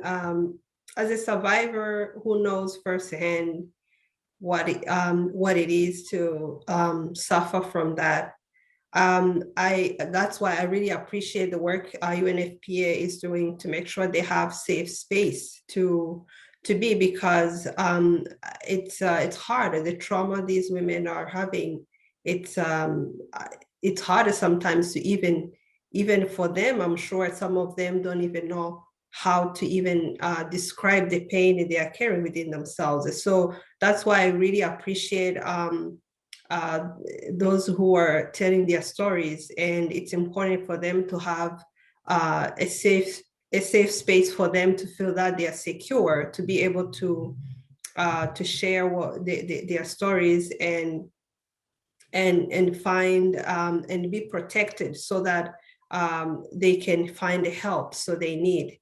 So that's why I'm really appreciating what all of you are doing to make sure that there will be something done. So to make sure these women feel safe and find psychological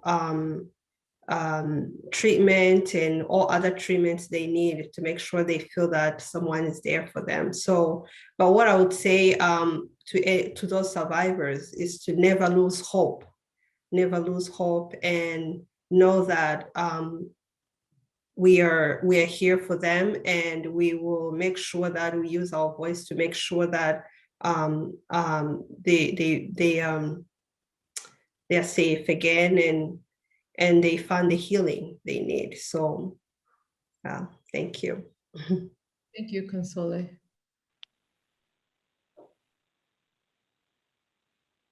Would anybody else like to share? Tina, if I may, I would like to expand a little bit more on children's side, because I'm biased. No, that's fine. I mean, it's right here. I can only imagine the extent of this devastation is a lot for one to begin even to cover ways to help around with it. I would say start working with international humanitarian organizations that are already currently on grounds, trying to help out ways to increase their resources in terms of either providing donations, or even if you can provide your skilled human resources and to be useful in going and helping these people directly, take the initiatives to learn the ways that you can directly help.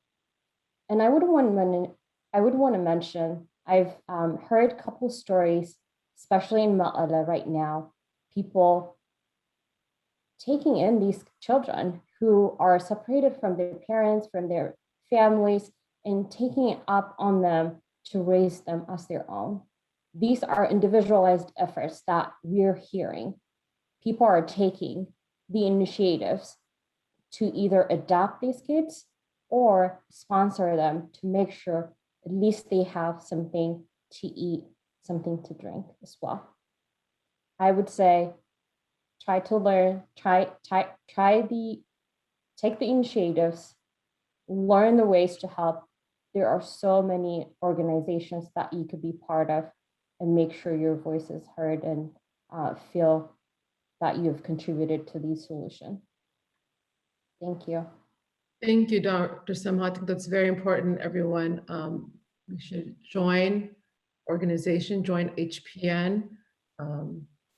There are ways that you can help through HPN, whether it be advocacy or as a medical professional. So please reach out to us and join. If no one else has anything else they would like to add, I do have questions from the audience. If I can just add one more thing, Christina, you did ask for a message of hope and what people can do. A message of hope for I'm not the best suited person to send message of hope, but I am going to try. To the people of Tigray, to the women and girls of Tigray, I do want to say that you did nothing to deserve this.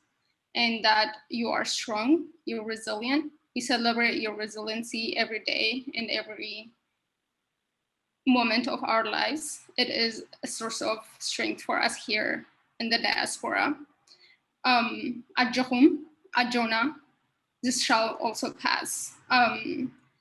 What I want to say to the audience or the people who are inquiring what to do, I echo everyone's message, including Ms. Gayle.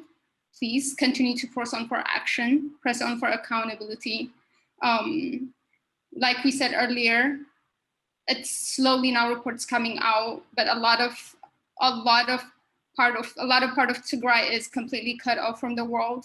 Please advocate, amplify however you can, and that to the end that this will bring an end to the conflict. That's our hope. So humanitarian agencies could literally do their job, so they can meet the dire humanitarian need that exists on ground. And join HPN. I have to say that join HPN. Come, donate your skills, donate your expertise. Help us come up with ways to help our people. Let's serve our people. So that's all I have to say. Thank you, Christina, and thank you, everybody. Thank you, Dr. Rishan. Now I'll move on to the questions from the audience. This first question is for Consolee. How do we move on as a country? There's still a big propaganda happening in the country, leading people not to be sensitive to others' pains. What's your advice on this?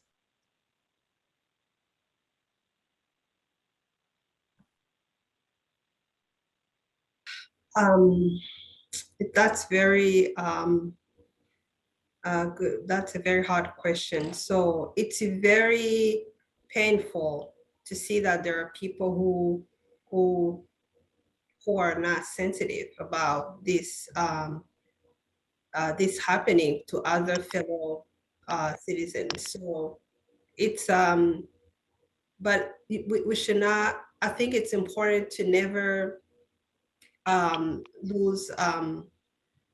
never stop doing something, because when people are doing what they are doing to not be sensitive, so they want you to stop being being able to speak about it. So it's important to continue speaking out and making sure that we are the more you speak out, the more others will hear what's happening, so that they can be able to be a voice. And at the same time, it's important also to make sure that you also you have a message of hope. So, and which is also important. So, and I think that's what also survivors need to hear. So they need encouragement. They need positive encouragement. So, and I think it takes time, but I think it's possible that to change some people's mind, to be able to come together. So and I think you should never give up. I hope somebody else has something else to say about that. But thank you, Consolee. Would anybody else like to add to that? Okay, I will move on to the next question from the audience. This one is for Ms. Gayle. How do we demand independent investigation by international bodies instead of helping the perpetrators also investigate the same crimes? Because as we know in reports, it does say that Ethiopian soldiers and Eritrean soldiers have been responsible for these rapes. So I think I took a shot and answered that in the chat, but it was private, so I will repeat what I put there. I think that's why it's called independent, and that's why you have to involve these international bodies. You cannot have yourself investigating yourself. So this is where I think the international human rights organizations need to get involved. They need to be at the table. They need to be the ones calling the shot. I'm sure that you are aware that the UN Office of Human Rights was one of the first to issue a report to the government. They have it. And it's probably that sort of prompted for them to come out and say, yes, we know there is a problem and we want an independent investigation. Now the same office of the UN Office of Human Rights and some of the other human rights international organizations are the ones that need to come to the table and put together a real interdisciplinary independent body to conduct that investigation. And that's how you're going to have to maintain it. Otherwise, you cannot have the parties investigating themselves. And then, this is a country who's going to have to be ready to hear the hard truths and to decide what they're going to do with that, and how we're going to move past that. I want to agree with Freweini, I hope I'm pronouncing your name right, that it's going to take us to get to the table and have the hard conversations to emerge better and bigger out of this. We're going to have to hear the things that we don't want to hear. I mean, I personally, like Lucy, I mean, I'm not a journalist, but I sat with some of these women and I heard these stories. As the head of a humanitarian and development organization, then my role is, doggone, get out of my way and let me get the service in there. Women don't deliver babies in warehouses, so I'm not going to keep kids in warehouses. They're going to have to get to these facilities. They're going to have to get to these mobile clinics to get out. And I'm not going to negotiate that. You're going to let us get our work done. And if you don't, then I'm going to come on these platforms that I'm going to make a bunch of noise so that you can say, you got to get the UN to get in there and do their work. And you know what? It happened. Now they're saying you can go in, get the work done. So now we have to roll up our sleeve to get that work done. Ms. Gayle, are you still facing challenges with getting access in to get the goods? Okay. Not at all. Not at all. What we need now is just boots on the ground. We need people, because those that we had on the ground are so traumatized that we can't expect them to be able to turn around and get the work done as well. So for UNFPA, for example, we brought in what we call a surge team, which is specialized technical staff that we have outside of the country, and we brought them in. They are at the moment in Tigray, on the ground already, because we had to get some warm body next to the national staff who themselves are traumatized by this. So no, we don't, not whatsoever. But as I said before in my intervention, we really don't know the scale of the need. And what we think that we have right now to respond to the need might just be insufficient. I think that was an important point of not knowing what the scale is. Are there leaders there to help those who are in the safe houses, those who are getting the psychological support? Are there translators there for them? Because you said there are traumatized on the grounds, right? The ones who do. The ones providing the services are nationals, huh? So they speak the language. Mm-hmm. I think I mentioned before that some of them are some of the same midwives, some of your health extension workers that are now out of a job or are in the IDP camps themselves and have regrouped and have decided to support. So now we are working towards helping to pay them a stipend so that they can continue to provide the services, but also to help themselves. And we're also tapping into social worker students from the university in Mekelle. And we're giving them what we call a rapid humanitarian response training that they can go in and do the first, kind of psychosocial support, not in depth. We might have to refer, but at least that in these camps and in these safe houses, they will have somebody that they can have that initial conversation with. And I'm sure Consolee will be able to tell us more that just having somebody who can listen initially is a first step in the right direction. So that's what we're working on. Mm-hmm. So I want to make sure that we are mindful of your time. I know it's probably 5 a.m. or 4 a.m. where you are. And so, you know, one of the questions that I'm seeing from our website is, are there people, if people from the United States want to go and support and volunteer, what is the safety like?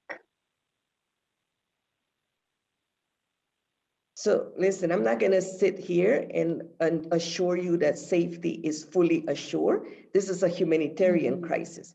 But what I can tell you is that for the UN, that's what we do every day. We work in a humanitarian context. Huh? One of the reasons the government was hesitant about giving us full access was they were also concerned about our safety. And the message that we kept saying, and that's why I keep telling you, your voice matters. The message that we kept sending is, we are humanitarian practitioners. Even when the bombs are flying, we're in there. That's what we do every day. So give us access. Let us get on the ground so that we can do what we know how to do best. And now that access has been granted, do we have full security? Probably not. But is that going to deter us from going in and do what we got to do? The answer is no. We're still going to go in. So if people want to volunteer, if people want to help, they will have to understand that it's under that condition, that full security cannot be assured. You mentioned it in your presentation. The conflict is still ongoing. Sometimes we don't know by who. But as I said, that will not deter the UN from going in and providing the services that we need to provide.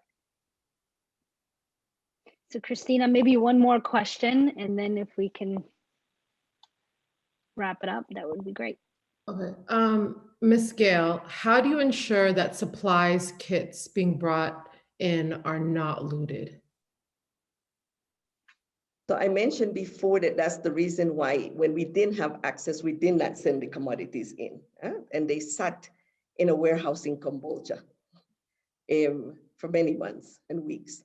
But now that we have been able to put boots on the ground, now that we have NGOs counterparts and even some of the regional administration are working with us, and they're clear, they're helping integrate to look at some of the facilities that are somewhat functional now, we know, so we can bring the supplies in there. In the places where we're deploying those midwife and those health extension workers, we can provide them with the supplies.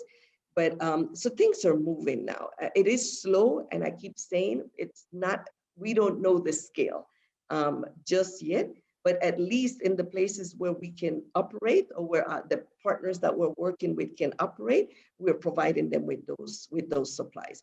But for a long time, those supplies did not move because we were not sure that they were not going to be looted, but it's much better now.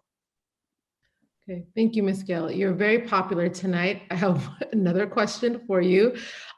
This might be helpful for you. There are professionals in the diaspora that are willing to support. Can UNFPA facilitate virtual medical or psychosocial support through WebEx or Zoom? As I said before, we do have professionals here who are willing and ready to help anytime. The answer to that is absolutely yes. The only challenge that we might have, and you also said it in your presentation, is the connectivity and the connectivity access. Even for the UN, I have to confess that even for us in the UN, once you go into Mekelle, sometimes the phones don't work. Sometimes the internet doesn't work. And so that makes it extremely challenging to be able to do these virtual platforms. But that's something that we are discussing internally. We are also working with the government for them to provide the UN, give the UN the clearance to be able to bring in sophisticated communication technologies such as sat phones and VSAT and stuff like that. So once we have that, then we can assure that we can definitely go in the direction that you are proposing. So yes, it's just that we're challenged by the connectivity issues. Thank you, Ms. Gayle. So you've personally been on the ground since the war, correct?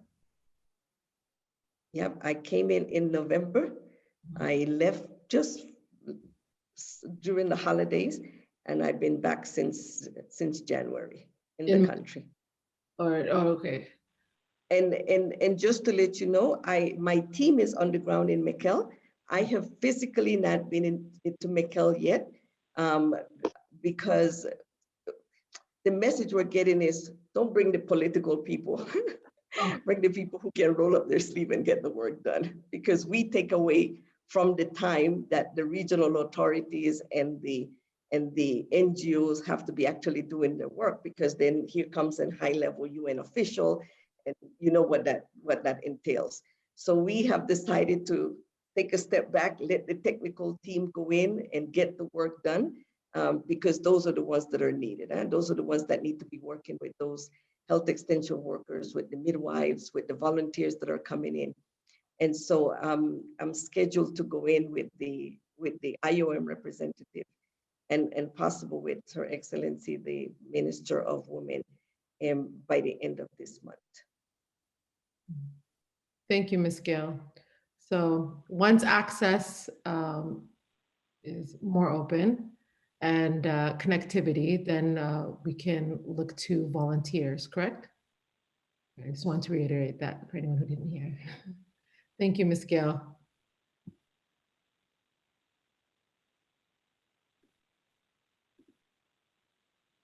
And now I'm going to hand it over to Sela for a call to action.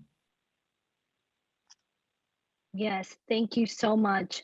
You know, again, for our listeners who are here today, you know, I just want to make sure that you know Ms. Gayle is a representative of UNFPA. It's a non-political, non-religious organization. And so, of course, our people are still, you know, hurting, and there are some challenges that they face. So I urge everybody to please, you know, support these organizations who are doing and working on the ground to support our people.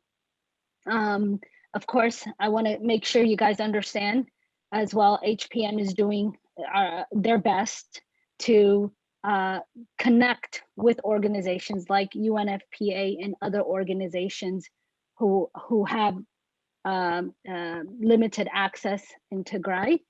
And so please donate. And of course, spread awareness is our call to action. And I just want to close by saying I am definitely in awe of these remarkable women who have joined us here today, and to all the participants who have contributed to this moment. The collective knowledge, empowerment, and most of all, actionable awareness about this catastrophic crisis has given me and many others guidance to work to see a better day, or see better days for all of us. I hope we are able to continue to uphold, take immediate action on behalf of our children, our sisters, our mothers, our daughters, wives, aunts, and grandmothers in Tigray.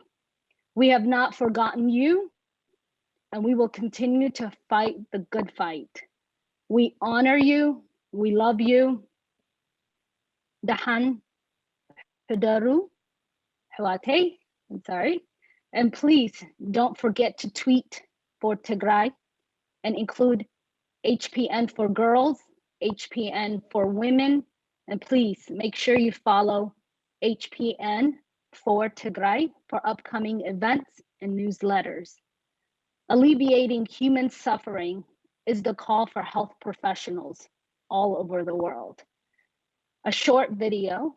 I guess before we do that, I want to make sure to give the opportunity to the panelists to ensure that there aren't any last remarks, or if anybody has anything to add, this is your opportunity.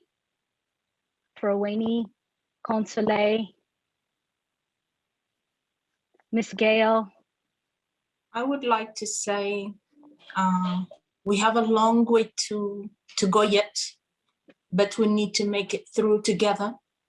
So we need to keep speak out and be the voice for the voiceless. And at the end, Tigray will be rebuilt in a better way. So let's stand together, united. We're definitely going to have a better time to meet again. Thank you, Freweini. If I may. Yes, please, Dr. Semhal. Thank you. I just wanted to say a few words in Tigrinya to all the girls and women in Tigray and in Sudan. Ana ishte ihwate, mahazute, additate, zit almatbidik halifi, adjohan dan ihwate. Hasabnan libnan, kullu sha'am sakhani. Thank you.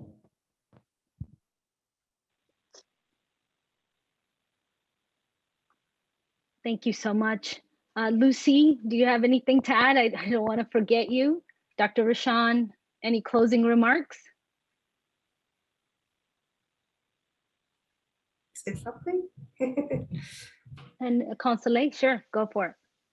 My message is to the girls and women in Tigray.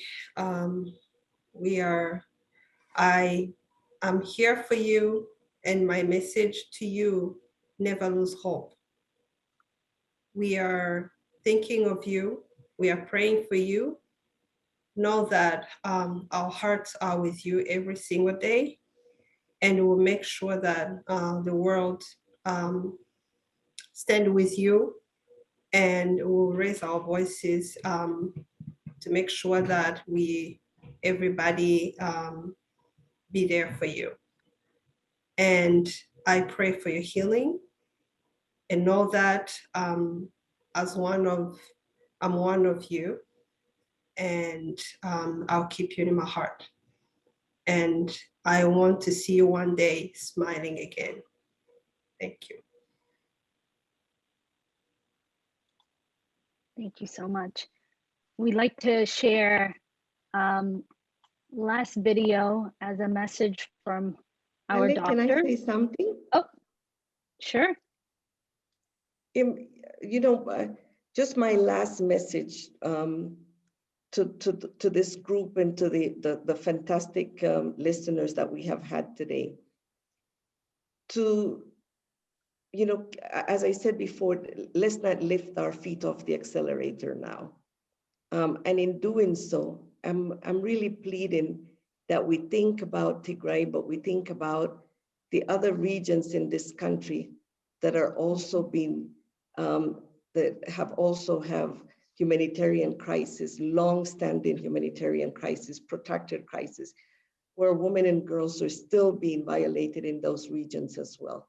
So we have a responsibility to make sure that we don't forget Tigray, but in not forgetting Tigray, let's not forget the rest of the regions in this country that are being affected as well.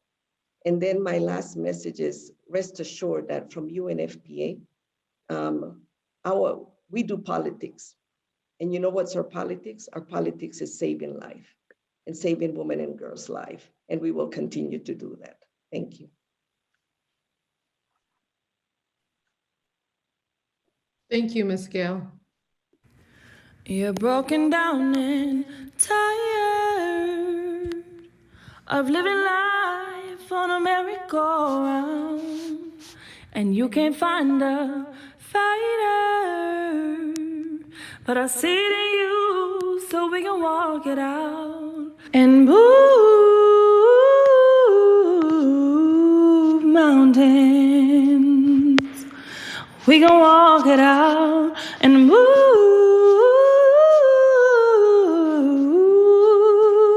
mountains. And I'll rise like today, I'll rise up, I'll rise unafraid, I'll rise up, and I'll do it 1,000 times again. And I'll rise up,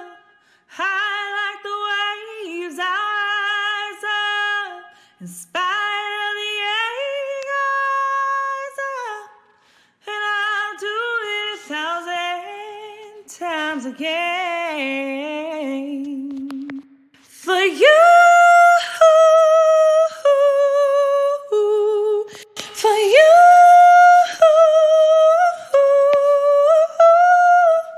for you, for you.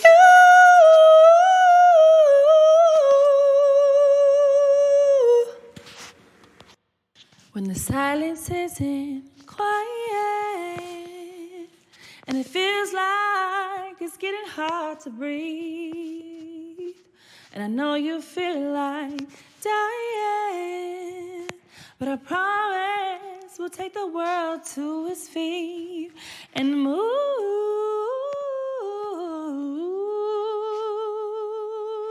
mountains, bring it to its feet and move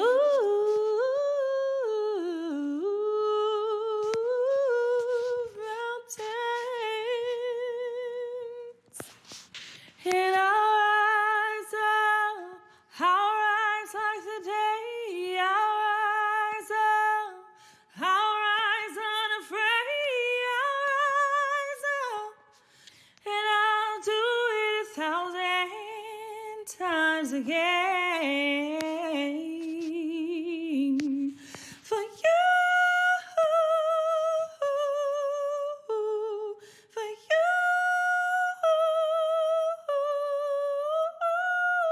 you,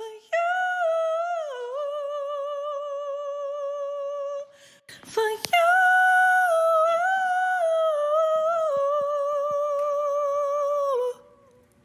All we need is hope,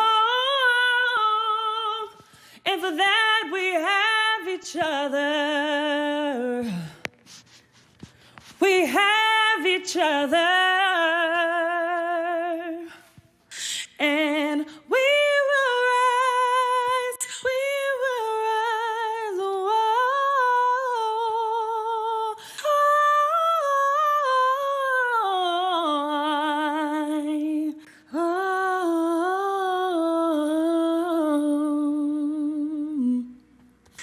and I'll rise up, I'll rise like the day, I'll rise up, I'll rise unafraid, I'll rise up, I'll do it 1,000 times again,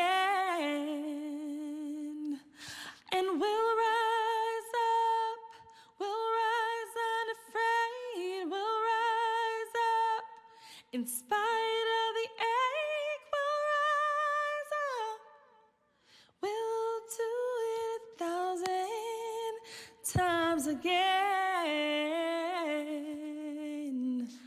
For you, you, for you. Thank you so much, everybody, and hope everybody enjoyed it. Please send us comments. Please make sure you follow HPN for Tigray on all social media platforms. Thank you, everybody. I just wanted to say something. I really appreciate what you're doing in Ethiopia, and also working with the other regions is quite important. But getting the truth out is the most important thing, and we truly appreciate it. People are ready to help in any way they can. And to the audience, please do join HPN, because everybody has a role. So we got a lot of work to do. We just need to do it as fast as we can to help out and save lives. Thank you.